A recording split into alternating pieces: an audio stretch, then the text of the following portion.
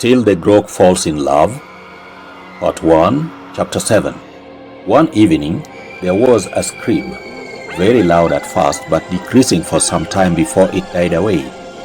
The animals rushed to the scene, and there before them was the biggest hole that they had ever seen. "Desert Locust hole," said Grandma Tatas. "Locust the king must be inside." "Someone must have fallen into it," screamed the monkey. "It is the bat and the hyena," said the robin chat who had been flying above. "I saw them fall when I was flying low."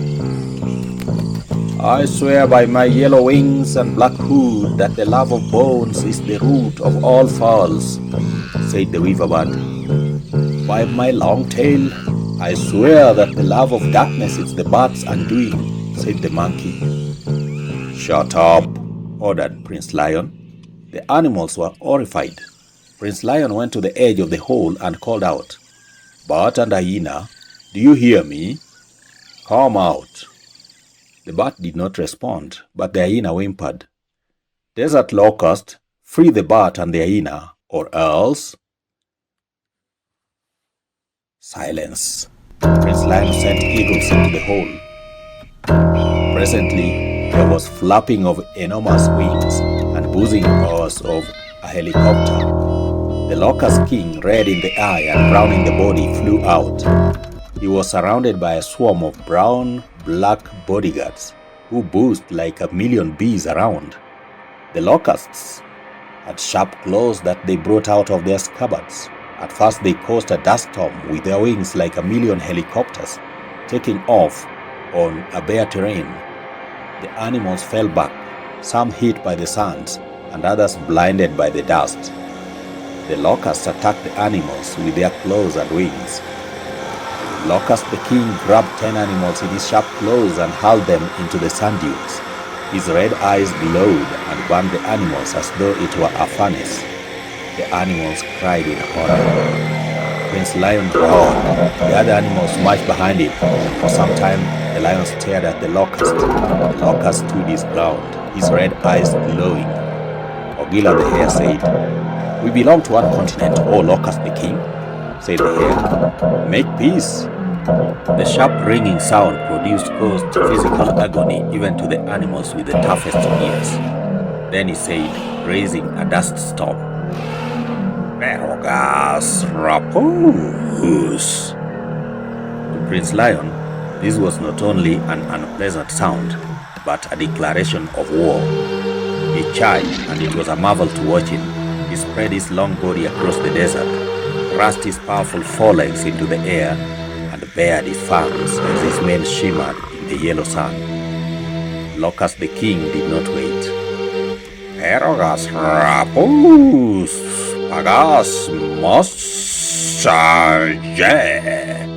he shouted as he fled together with his swarm, his shadow spreading across the desert like an ominous eclipse of the sun. The swarm sailed across the sky like a great cloud until it went beyond the horizon. "See," said the lion triumphantly, "that was a real enemy. We tamed him." Ogila the hare kept silence. "What was he saying?" asked the curious squirrels, regaining their breath. "I think he was cursing us and saying he will kill us when he becomes king of the world," said Grandma Tatas. The eagles came out of the hole, dragging the tired and badly bruised bat and hyena. "The locusts are many," said the eagles, "but we fought them and drove them away." Poor bat could only say, "And they were eating me," before he fainted. The animals nursed him back to life. The hyena was saying, "There were bones and bones there, but none to chew. The locusts were all over them, and they were all over me too." Grandma Tatas was telling a story. "You see, this vast land, at one time, it had plenty, and all of us lived here, healthy and happy. Then Locust the king and his queen gave birth to so many children who were such eaters. Soon they ate up and destroyed everything.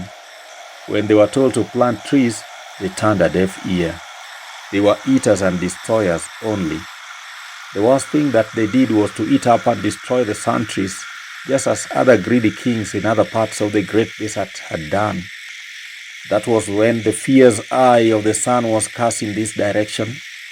The land became barren and bare, and it became part of the great desert, except where there were springs and swamps. This became known as oases.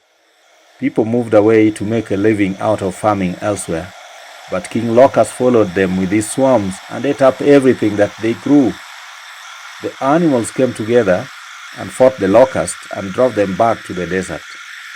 There they dug holes and hid, but sometimes they come out to attack people and vegetation. King Locust was angry. He wanted to be king of the entire world, but people confined him to the desert and the holes. He did not give up, however. When he died, he passed on his spirit to his successors who bear the title Locust the King. He continues to breed more locusts to make an army. He will release them into the world one day. The swarms will eat up all the vegetation and leave the earth bare like this desert. We shall not allow it, said Prince Lion. If he tries, we shall destroy all his holes. Grandma, will they eat animals too? Asked the squirrels. You have seen it with the eyes of the bat and the hyena, said the grandma tortoise. The bat is blind, said the hyena. I was following him. Following a blind bat? Why were you doing that? Asked Grandma Tortoise. I was smelling bones, said the hyena. I see. What would that weaver bird swear? By my yellow wings. But did you see this hole before you disappeared in it? No, said the hyena. The locust king conceals his holes, and he feeds any animal that gets trapped in them to his young ones. Prince Lion considered the matter for a moment and then said, We have 1,000,000 buffaloes, and each one can produce a pot of acidic urine. We shall spray the desert with buffalo urine. The animals walked as fast as their legs or wings could carry them away from the holes and the desert. But even then, the animals were getting hurt by the heat, the sandstorms, and thirst. In the meantime, Ogila the hare had managed to do his first taming. Coming across some camels, he convinced them that traveling to the north was more fun than walking across the great desert. What a long caravan, said the leader of the camels. Let's join it. And the camels said, Hey, yeah. They offered their backs to the animals, and the animals gratefully rode on them. The flightless ostriches also offered their tails and ran as fast on the ground as the winged birds flew in the air.